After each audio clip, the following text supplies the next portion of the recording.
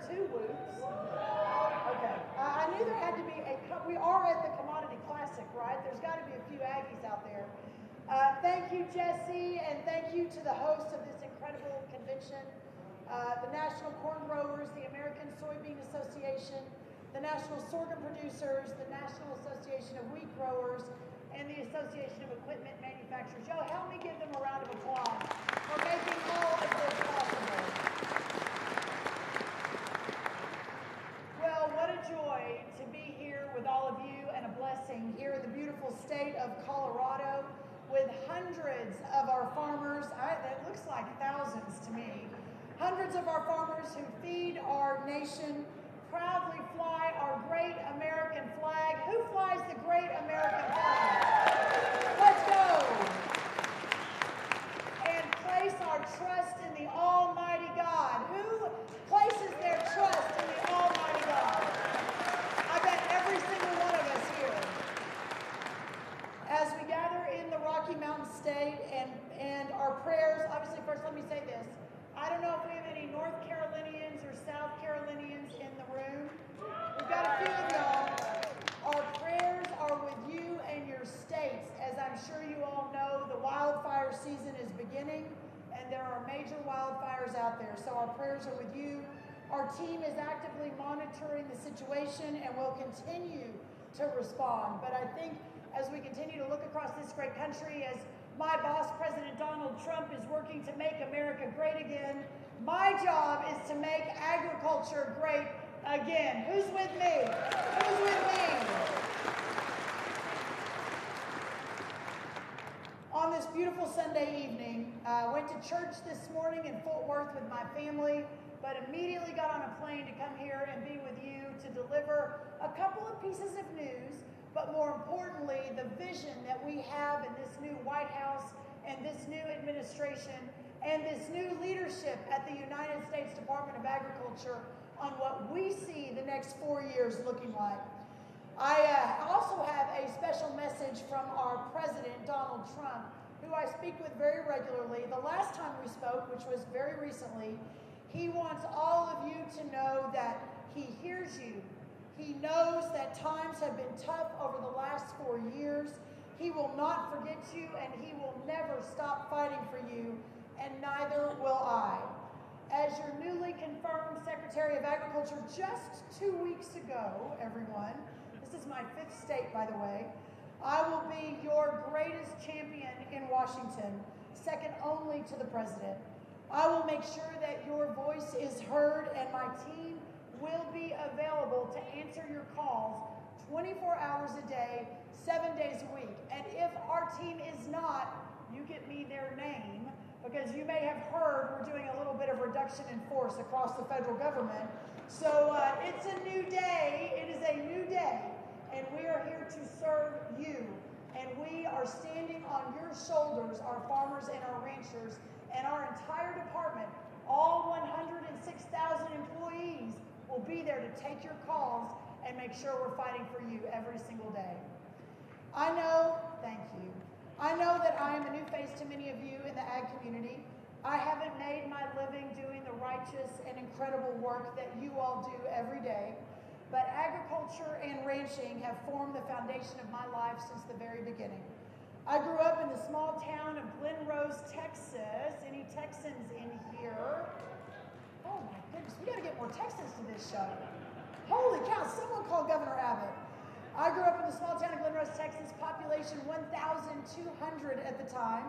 I spent my summers on our family's row crop farm in Minnesota. Are there more Minnesotans here? Oh, there we go, there we go. I spent the year baling hay and riding horses, raising livestock through 4-H and FFA. And I was raised by a single mom in Glen Rose, Texas, where she made $5 an hour and supported my sisters and me with her job at the public library in downtown Glen Rose. My exposure to agriculture and my involvement in the future farmers of America are the reason that I am standing here today. So to me, serving as your Secretary of Ag isn't simply a job. It is a privilege, it is a calling, and it is an honor of a lifetime. because I truly believe with every fiber of my being that you, the farmers and ranchers and producers of America, are the backbone of this great nation. You wake up before the sun rises and work long hours in the heat, the rain, the snow, and the sleet. You weather drought and floods and blizzards and windstorms and plagues and all kinds of events that you can neither predict nor control. You raise the crops that nourish our citizens and millions and tens of millions and hundreds of millions of people around the world. You till the soil and care for the land that is one of God's greatest blessings to this beautiful country. Over the last 4 years, our farmers were often overlooked by Washington, D.C., as circumstances became more and more dire across our great countryside. As a result, the state of the ag economy, especially for row crop producers, is perhaps the worst it's been in 100 years. And I hear you when you tell me that. The department's latest net farm income update showed the decline in crop cash receipts over the last 2 years as the largest in recorded history. Farm inputs are up nearly 30% over the last 5 years, while prices for corn, soybean, sorghum, and wheat have plummeted by 30% or more over the last 3 years alone. The agriculture trade deficit is set to hit a record $49 billion in 2025. That is money directly from your bottom line. Fortunately, the era of economic malaise and decision paralysis ended the day that President Donald Trump took office. Today, I am here to share with you my vision for America's heartland. Working alongside each of you, we are going to chart a new course for American agriculture. We will not accept the failed policies of the past as excuses for what we can and must achieve over the next 4 years. We will not tolerate needless delays or layers of bureaucracy to get you the answers that you need and you deserve. And we won't stop at repairing systems that have long been broken. We will usher in a new era of prosperity and opportunity, innovation and revitalization in rural America. To be clear, farmers are among the greatest innovators in our nation. It is the federal government that needs to learn from all of you. The story of American agriculture is always about doing more with less. In my mother's lifetime, my amazing 78-year-old mom who was just elected to the Texas legislature for the first time at 78, down there fighting also for our ag producers. During her lifetime, total farm output has nearly tripled, while total input use such as land and labor has declined. In my lifetime, the amount of feed a dairy cow needs to produce 100 pounds of milk has decreased by more than 40%. And during this time, stewardship of our land has decreased soil erosion by 50%. And in my 2 daughters and my 2 sons' lifetime, Luke, Jake, Anna, and Lily, cattlemen have added another 100 pounds of beef to a carcass.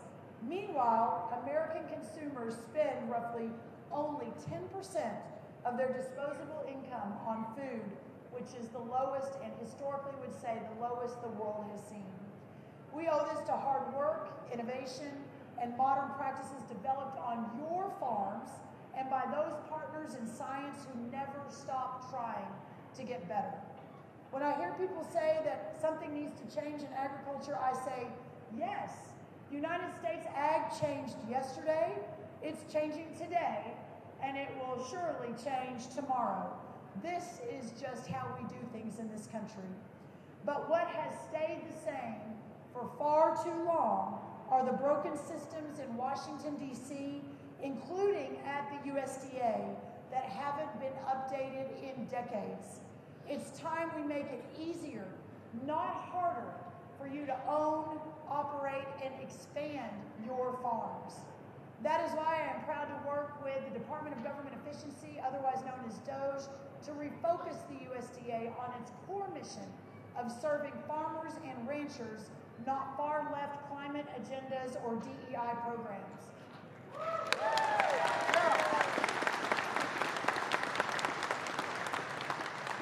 So let me make one thing clear. After 4 years of remote work, USDA's doors are open for business again. Whether you need to stop by your local FSA or RD office, or you want to come see us in Washington, you will find our staff working in person. We have a singular mission, and that is to serve all of you. We are also following the President's directives to review contracts, personnel, and wasteful spending. USDA's current budget is $230 billion, and only a small fraction of that goes to supporting you, our farmers. We are going line by line by line through the budget to root out wasteful programs, especially ones that focused on diversity, equity, and inclusion, and far-left climate agendas, and then actually repurposing that for you and doing what's best for your farms. For instance, oh boy, wait till you hear some of these examples. To date, we at USDA have terminated about 340 contracts totaling $300 million, including identifying and canceling 948 DEI employee trainings. So USDA was spending taxpayer dollars and almost 1,000 trainings that focused on diversity, equity, and inclusion. We've cut millions in media subscriptions, such as to Politico and others that don't necessarily align with our values. We even slashed a grant for $200,000 for a Brazilian forest and gender consultant. And perhaps one of my favorite was we canceled a contract that worked to bring $300,000 and something diversity, equity, and inclusion into pest management, because apparently the cockroaches need a little DEI training, everybody. You can't make this up. And I know you all are following a lot of this. But at the same time, I know this review process has caused concern, and I don't say any of this flippantly. I know that among you who have participated in long-standing USDA programs, in many instances, you had no way of knowing whether these programs were funded through the Farm Bill or through the latest IRA funds from Joe Biden. Today, I am happy to share with you that on the flip side of where we're downsizing and right-sizing, we have completed our review and are releasing the funds that I know many of you are working with for the Environmental Quality Incentive Program, EQIP, the Conservation Stewardship Program, CSP, and the Agriculture Conservation Easement Program, ASEP. So we are releasing those funds back to you all who participate in those programs.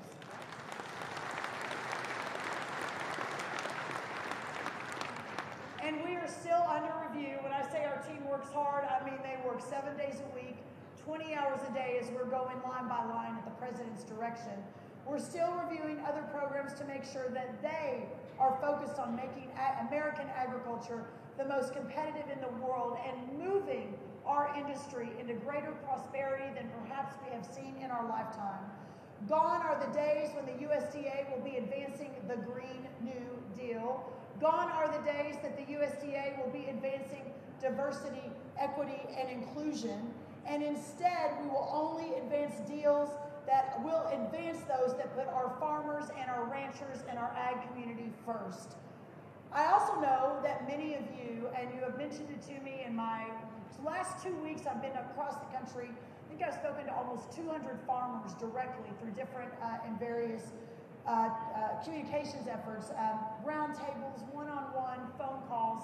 It's been really important to me that I connect directly with you, the producer, that I don't just sit in this big office in Washington and look out over the mall and see the Washington Monument. It's actually a pretty cool office, but still, that I'm not there very much, that instead I am out with all of you and hearing your concerns. I know that part of that conversation has been patiently awaiting more details on the disaster and economic relief passed by Congress this past December.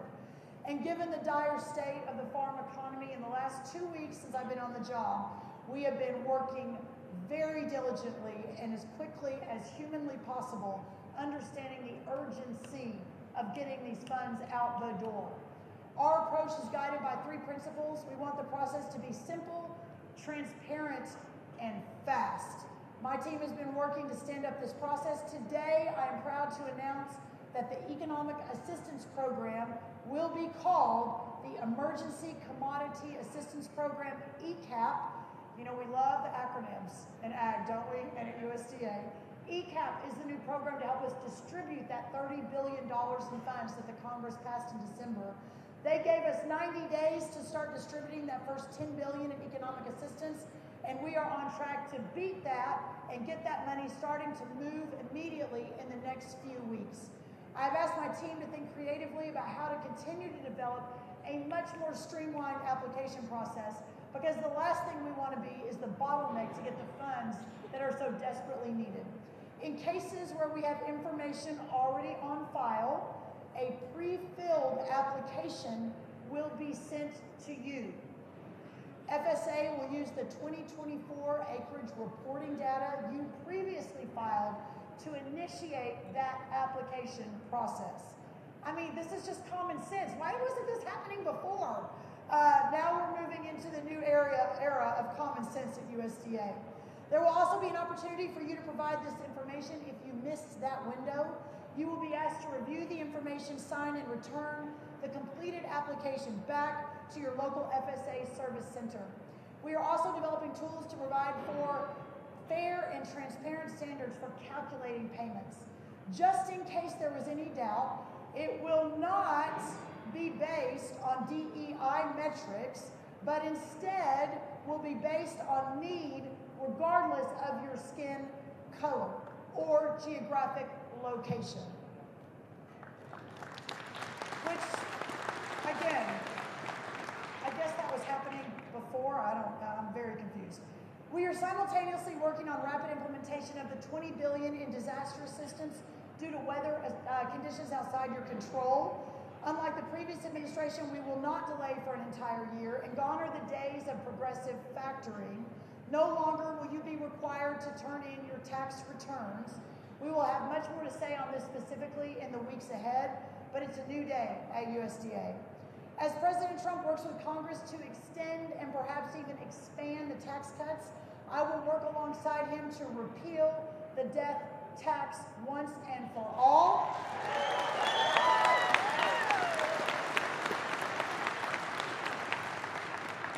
One of my greatest priorities is that we want you to continue the proud legacy of family farms, of second and third and fourth generation, and we got to get the government out of the way in order to allow you to do that. We will be working nonstop to do just that.